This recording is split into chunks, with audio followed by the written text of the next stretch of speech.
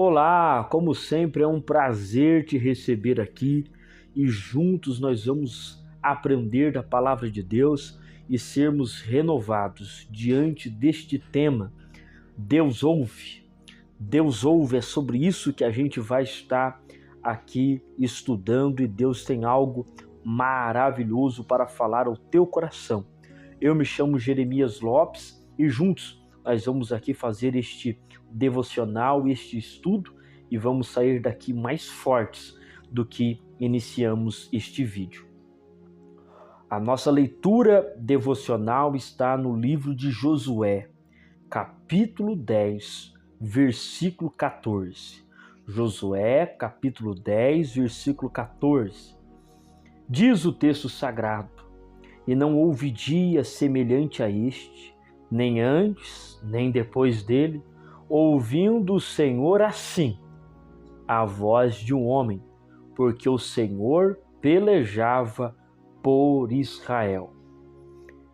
Nós vamos aqui observar a partir da segunda vírgula deste texto, ouvindo o Senhor assim, tendo como tema Deus ouve. O livro de Josué é um livro especial porque traz grandes ensinamentos, traz grandes lições para a nossa fé ser aumentada. Nesse livro, nós conseguimos evidenciar algumas características que o Senhor Deus mostrou neste livro. O primeiro é o seu amor para com Israel, como Deus amava Israel. Em segundo, é o seu plano, o plano que Deus tinha com Israel ao adentrar a terra prometida, a terra que mana leite e mel. E em terceiro, que nós podemos evidenciar no livro de Josué, é a proteção sobrenatural de Israel. Deus, ele olhava para Israel e protegia Israel, dava vitória de uma forma sobrenatural. E hoje, aqui, nós vamos ver uma delas, como que Deus ama o seu plano e a sua proteção, ok?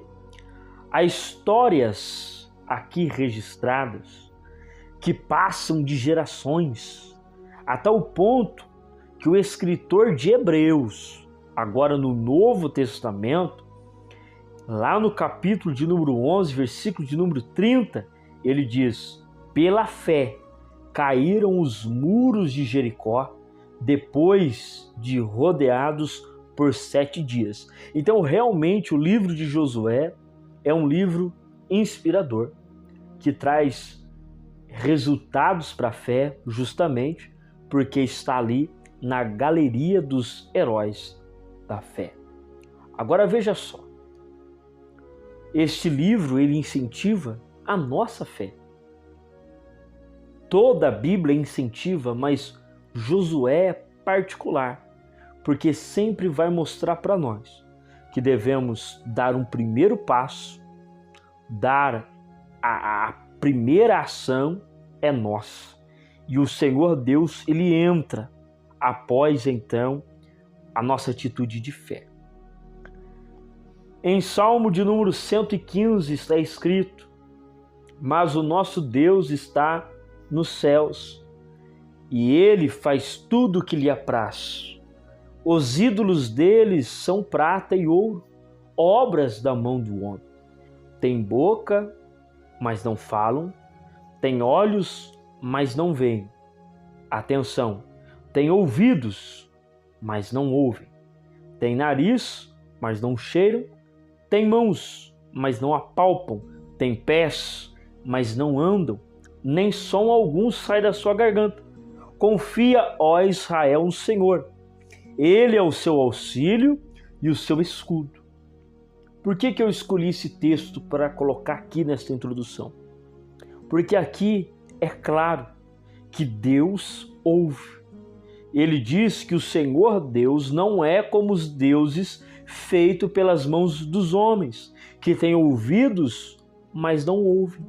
Mas o nosso Deus, o Deus de Israel, ele é auxílio, ele é escudo. Por quê? Porque ele anda, porque ele cheira, porque ele ouve, porque ele vê, porque ele faz tudo o que ele quer, porque o nosso Deus está nos céus reinando. O nosso Deus se movimenta, fala, e ele é a vida, e o nosso Deus ouve. Então é sobre esse tema nesse devocional. Deus ouve. Em primeiro lugar, nós vamos ver a chamada de Josué. Josué é o sucessor de Moisés. Quem coloca Josué na frente é o próprio Senhor Deus. Em Josué capítulo 1, versículo 1 diz que Deus está conversando com Josué e lhe fala: Moisés, meu servo, é morto. Levanta-te, pois agora passa esse Jordão, tu e todo este povo, a terra que eu dou aos filhos de Israel. A missão de Josué era guiar Israel num terreno extremamente hostil, perigoso, pois a cada passo que eles dessem dentro da terra, teriam que usar da fé, para que Israel prevalecesse sobre os demais povos que viviam ali. Lembrando que este povo que estava nesta terra, em primeiro lugar, ele é descrito como poderoso. Em segundo, as cidades eram fortificadas, ou seja, com muita proteção, com muralhas. Lembra de Jericó? E diz o texto em Números que eles eram muitos, muito numerosos. E Josué, ele sabe disso aqui, porque é ele, junto com Caleb, que diz que o Senhor Deus daria a terra, mesmo com os poderosos, mesmo com as cidades fortes, mesmo eles sendo muitos. Mas Deus vem confirmar a chamada de Josué, dizendo: não te mandei eu? Esforça-te e tem bom ânimo, não pasme nem te espante, porque o Senhor teu Deus é contigo, por onde quer que andares. Isso está em Josué 1:9. Josué então tem os desafios a serem enfrentados. O primeiro e exclusivo desafio de Josué é a passagem pelo Rio Jordão. Logo a passagem pelo Rio Jordão, ele tem a cidade de Jericó. Mas como que ele passaria o Rio Jordão sem uma ponte, sem nada? É nesse momento que Deus se faz presente e diz: este dia começarei a engrandecer-te perante os olhos de todo Israel, para que saibam que assim como fui com Moisés, eu sou contigo. E diz o texto então que o povo passou em seco, em pés enxutos, assim como Israel passou um mar vermelho com Moisés, eles estavam passando o Jordão com Josué. Ou seja, Deus estava confirmando: Josué, eu disse para você que sou contigo, então eu vou evidenciar, eu vou confirmar, eu vou mostrar nos sinais, eu vou revelar sinais que eu sou contigo. Após esse feito, irá se iniciar as batalhas. Josué tem agora inúmeras batalhas para serem travadas. E o livro de Josué destaca 31 cidades que Josué conquistou. Mas aqui ele teria que conquistar. E a primeira era Jericó. Mas Josué tinha um princípio, que é o mesmo princípio do rei Ezequias, que expressa: com ele está o braço de carne, mas conosco o Senhor nosso Deus, para nos ajudar e para guerrear nossas guerras. E o povo descansou nas palavras de Ezequias, ou seja, Josué entendeu, naquele momento que o Rio Jordão abriu, que o Senhor iria introduzi-lo na terra de forma milagrosa, de forma sobrenatural, e que Josué precisaria somente se esforçar e ter bom ânimo, porque Deus faria o resto. A guerra de Jericó então se dá, o povo grita e as muralhas vão ao chão. Diz o texto em Josué 6:27, assim era o Senhor com Josué, e corria sua fama por toda a terra. No capítulo 9, nós vemos Josué construindo uma aliança inusitada. Realmente é uma aliança inusitada. O povo de Gibeão, sabendo como Israel estava prevalecendo, resolveram ir ao encontro de Josué mal vestidos, para transparecer uma viagem muito longa e cansativa. Eles pensaram, nós vamos vestidos assim e nós vamos enganar Josué. E nós vamos então falar, Josué, o seu povo é forte. Tu tens entrado na terra e tem feito grandes coisas aqui em Canaã. Então deixa nós fazer algo para você, Josué. Vamos firmar uma aliança, um pacto. Vamos fazer aqui um concerto entre nós para que você não nos ataque, porque apenas somos viajantes. Apenas estamos de passagem neste lugar.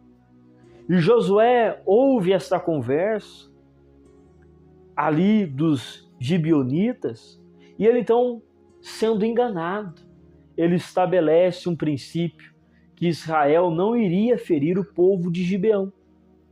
Mas Josué não sabia que eles estavam os enganando. Passado 3 dias, o povo de Israel descobre que eles não estavam ali apenas de passagem, mas estavam ali há muito tempo, pois eles eram um dos moradores da terra. Então o povo de Israel queria matá-los, porque a ordem foi dada de Deus, vocês vão entrar e vocês vão exterminar tudo que vocês virem pela frente. Vocês vão adentrar as cidades, os arraiais, as vilas, e vocês vão destruir tudo. A ordem foi dada, então Israel queria destruir os gibeonitas, mas os príncipes olharam e disseram, nós não podemos. Por que não? Porque uma aliança foi feita, um pacto foi feito, e agora a gente não pode tocar neles. Olha que coisa interessante. Vamos levar este caso então para Josué. E este caso então chega a Josué, e Josué vai ter uma conversa com eles, porque o povo de Israel quer matar, mas os príncipes estão relutantes por causa da aliança. E Josué então vai conversar, e olha como o povo de Gibeão se apresentou a Josué. Eis que agora estamos nas tuas mãos, faz aquilo que te parecer bom e reto, que se nos faz. Assim, pois, lhe fez, e livrou-os das mãos dos filhos de Israel, e não os mataram. E naquele dia, Josué os deu como rachadores de lenha e tiradores de água para a congregação e para o altar do Senhor, até o dia de hoje, no lugar que escolhestes. Nasceu uma aliança com Gibeão e Israel. Começou um negócio meio estranho, porque o povo de Gibeão tentou enganar, mas agora eles estavam servindo a nação de Israel, trazendo água e rachando lenha. E aqui a gente vê o símbolo do Senhor Jesus Cristo. Aonde que nós vemos o símbolo do Senhor Jesus Cristo? Aqui. Josué simboliza Jesus, que é o Rei da Misericórdia. Gibeão, o povo de Gibeão, usou de engano, mas Josué usou de fidelidade. Mais do que isso, Josué, simbolizando Jesus, disse a eles, não vou matar vocês, mas eu quero que vocês tragam água e rachem lenha. Deu a eles um ofício na casa de Deus. Aleluia. Sabe o que é isso? Uma vez, num tempo passado, eu e você tentamos enganar a Deus com os nossos feitos pecaminosos. E Deus poderia nos destruir e nos matar, mas Ele não quis assim. Mas Ele quis que nós tirássemos água e que nós fôssemos rachadores de lenha na casa dele. Josué é o símbolo vivo aqui no Antigo Testamento da pessoa bendita e misericordiosa e compassiva de Jesus Cristo. Até aqui está tudo certo. O problema se inicia no capítulo 10, que é aonde nós vamos trabalhar este tema. Deus ouve. Deus está vendo tudo que está acontecendo, Deus está ouvindo tudo, mas vai acontecer algo agora que vai mudar toda a história. O que acontece? Os outros reis souberam que Gibeão fez aliança com Israel. E os reis ali dos amorreus, então falaram: como o povo de Gibeão pode fazer isso? Israel está adentrando as nossas terras, invadindo as nossas vilas, invadindo as nossas cidades, destruindo tudo que temos, tudo que conquistamos, tudo que construímos. Israel está vindo em cima de nós. E Gibeão está rachando lenha e buscando água para eles. E então diz o texto sagrado que eles ajuntam todos os reis dos amorreus para ir contra Gibeão, o reino de Gibeão, para destruir aquela vila. E diz que, ao saber disso, o povo de Gibeão vai até Josué. Josué não simboliza Jesus? Olha só que interessante isso. O povo vai até Josué e diz: não retires as tuas mãos de teus servos, sobe apressadamente a nós, e livra-nos e ajuda-nos, porquanto todos os reis dos amorreus que habitam na montanha se ajuntaram contra nós e vão nos destruir, vão nos consumir vivos. Mas Josué simboliza Jesus. E Jesus luta por nós. Aleluia. Jesus luta por mim, Jesus luta por você. Jesus compra uma guerra em teu favor. E então diz o texto que Josué foi à luta. E ao caminho da luta, o Senhor disse a Josué: não os temas, porque eu os tenho dado na tua mão. Nenhum deles irá prevalecer contra você. E aqui eu quero já aplicar um devocional para a sua vida. Josué tem aliança com os gibeonitas, com o povo de Gibeão. E o fato de Josué ter esta aliança o fez ir para a guerra. Deixa eu abrir um parênteses e aplicar isso aqui na sua vida. Quem sabe você tem aliança com algumas pessoas. Seu marido, sua esposa, seus filhos, seus parentes, um amigo em comum. E eles estão travando guerras. É o seu dever, como aquele que tem aliança, guerrear pelo seu parceiro, pelo seu amigo, pelo seu irmão, pelo seu marido, pela sua esposa. Suba a guerra. E de uma forma profética eu digo: suba a guerra, porque o Senhor dará vitória a você. Não temais, porque eu os tenho dado nas tuas mãos. Lute pelos seus, que Deus também lutará por você. Louvado seja o nome do Senhor. Diz o texto no capítulo 10, versículo 10, que o Senhor conturbou diante de Israel e os feriu de grande ferida em Gibeão, e seguiu-os pelo caminho. E sucedeu que, fugindo eles diante de Israel a descida, o Senhor lançou sobre eles do céu grandes pedras, e morreram. E foram muito mais os que morreram das pedras da saraiva do que os filhos de Israel mataram a espada. Ou seja, Deus estava confirmando: Josué, eu não falei que eu estaria com você? A prova é que eu vou destruir mais do que vocês ao fio da espada. O próprio Deus começou a intervir por causa da aliança que existia. Por quê? Porque o povo de Gibeão agora também servia ao Senhor. Eram rachadores de lenha e buscadores de água do altar do Senhor. Quem luta por você, por mim, é Deus. Neemias diz: o Senhor teu Deus pelejará por vós. E diante desta batalha, diante dessa situação, Josué olha e vê que os seus inimigos estão fugindo. E aqui está então esta aplicação do Deus ouve. Que Josué, vendo os inimigos fugindo, ele pensa: eu não posso de maneira nenhuma deixar os meus inimigos fugirem, eu preciso exterminá-los. Então diz o texto sagrado que Josué falou ao Senhor no dia em que o Senhor Deus deu os amorreus na mão dos filhos de Israel. E disse aos olhos dos israelitas: Sol, detenha-te-se em Gibeão, e lua, pare no vale. E o sol se deteve, e a lua parou, até que o povo se vingou dos seus inimigos. O sol, pois, se deteve no meio do céu, e não se apressou a pôr-se quase um dia inteiro.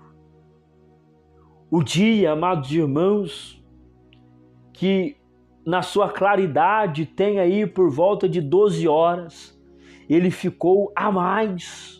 O sol se deteve por horas no meio do céu.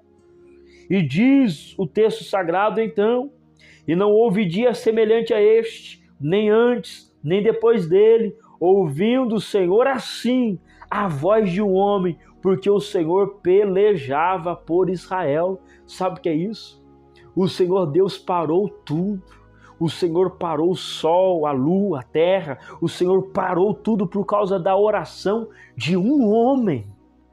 Um homem orando. E aqui eu quero estabelecer esse princípio, que um homem orando a Deus, Deus faz coisas extraordinárias. Sua oração é poderosa. Enquanto você ora, enquanto você clama, Deus pode intervir de forma extraordinária. E aqui eu faço menção do que aconteceu já nas Escrituras Sagradas. Fogo do céu desce. Isso aconteceu com Elias enquanto ele orava. O sol se detém um dia inteiro. Isso aconteceu com Josué, como vimos. O entendimento profundo sobre o futuro se abre. Isso acontece com Daniel. Batismo com o Espírito Santo acontece aos apóstolos em Atos 2. Pedro é livre da prisão enquanto a igreja orava. Jó tem o seu cativeiro mudado enquanto ele orava pelos seus amigos. A oração, ela transforma, viva, concede livramento, proteção, perdão, concede unção. A oração promove o pão diário, a oração dá livramento. Quantos livramentos eu e você tivemos só neste ano? Podemos aqui colocar só neste dia.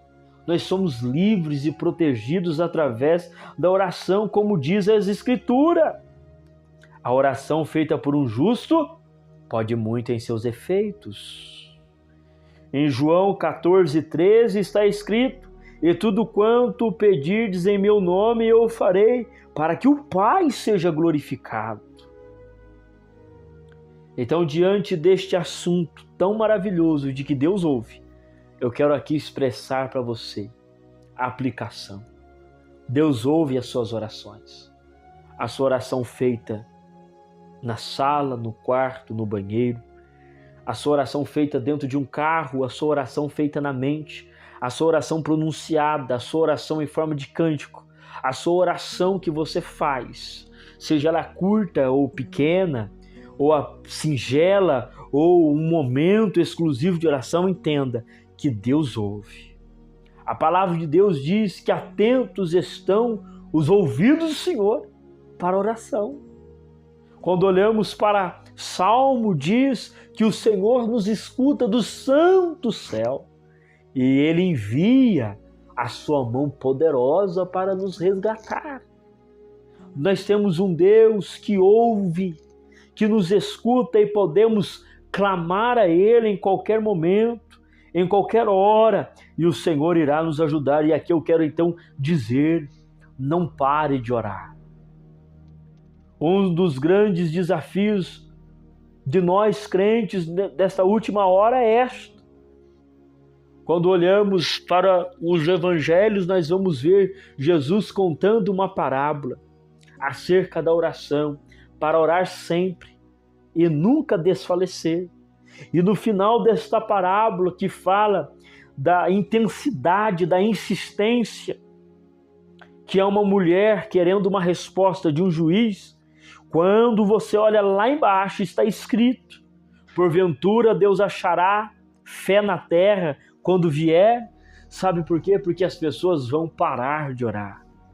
As pessoas não estão acreditando que os ouvidos de Deus estão atentos, que o Senhor ouve, que o Senhor escuta. E eu vim aqui dizer para você, neste devocional, que Deus escuta tudo o que você ora. Sua oração pela sua família, pelo seu marido, pela sua casa, pelo seu trabalho. Tudo Deus ouve. Mas por que Ele não responde? Entenda que a ausência de resposta não significa a ausência de que Deus está escutando. Ok? Você não pode esquecer disso. Não é porque Deus não respondeu que Deus não escutou. Lembra de Daniel? Daniel orou, mas ele não tinha resposta ainda. Mas a resposta estava vindo. Então nós devemos continuar a orar. Mateus 6,6 está escrito: mas tu, quando orares, entra no teu aposento e, fechando a tua porta, ora a teu Pai, que vê o que está oculto. Olha só que mistério. E teu Pai, que vê o que está oculto, te recompensará. Ou seja, você pode estar escondido, mas Deus está prestando atenção na sua oração. Ah, mas eu estou aqui no meio desta roça, no meio deste fim de mundo. Deus ouve a sua oração. Deus ouve a sua oração. E aqui eu fecho então com o Salmo 55, versículo 16 e 17, que é tão maravilhoso, que diz: mas eu invocarei a Deus, e o Senhor me salvará. De tarde, de manhã e ao meio-dia orarei, e Ele ouvirá a minha voz. Você pode orar de tarde, de manhã ou ao meio-dia. Deus irá ouvir a sua voz. E só o fato de nós entendermos que o Senhor está nos escutando realmente nos estimula a orar. E aqui eu faço uma última aplicação.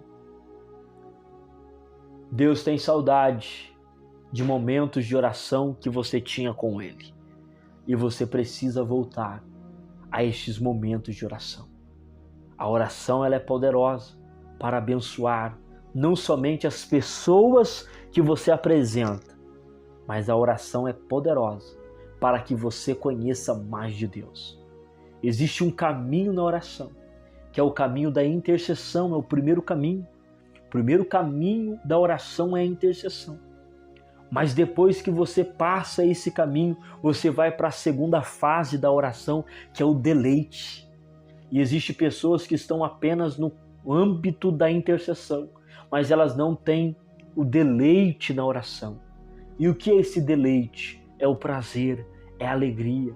Na oração você fala em novas línguas, na oração a unção vem, na oração você chora, na oração você sente Deus, na oração o poder de Deus invade. O que é isso? Deleite. Então avance, não fique só na intercessão. Interceder é muito bom, mas avance, progrida, porque existem mistérios no campo da oração maravilhosos para você. Olha o que aconteceu. Um homem orou e Deus ouviu. Não é isso? Um homem orou e Deus ouviu. E Deus então faz a terra parar, o sol parar, a lua parar. E existe várias argumentos, se foi o sol, se foi a terra, nós não sabemos. O que sabemos é o seguinte, que o dia durou mais do que deveria durar, por causa de um homem que orou. Entende isso? A palavra de Deus diz que Elias era sujeito às nossas mesmas paixões e fraquezas, mas orando a Deus, pediu para que não chovesse e não choveu. Entende isso? Quando você então entra neste caminho da oração, você encontra um caminho maravilhoso. E eu quero aqui, neste momento, orar por você e com você, para que Deus te dê força para você orar. Senhor, nosso Deus e nosso Pai, ao Senhor oramos mais uma vez. Após, Senhor, meditarmos na sua palavra acerca, Senhor, de Josué, este homem que orou e o Senhor fez o dia durar mais do que deveria durar por causa da oração dele, Senhor. Isto moveu a nossa fé. Vimos outros personagens bíblicos que oraram, Pai, e eles também foram bem-aventurados nisso. E aqui estamos nós, Senhor, porque queremos entrar neste campo da oração. Então, por isso, pedimos agora, Pai, em nome de Jesus, firma os nossos joelhos na oração. Firma os nossos joelhos na oração, que possamos romper as barreiras da oração. Entrarmos, ó Senhor Deus, no campo da intercessão. Entrarmos, ó Senhor, no campo das petições, mas também entrar no campo do deleite. Aquele momento exclusivo e particular que o Senhor nos visita e que o Senhor nos fortalece, Pai. Em nome de Jesus, agora, Senhor, dá força ao teu filho e à tua filha. Em nome de Jesus. Amém.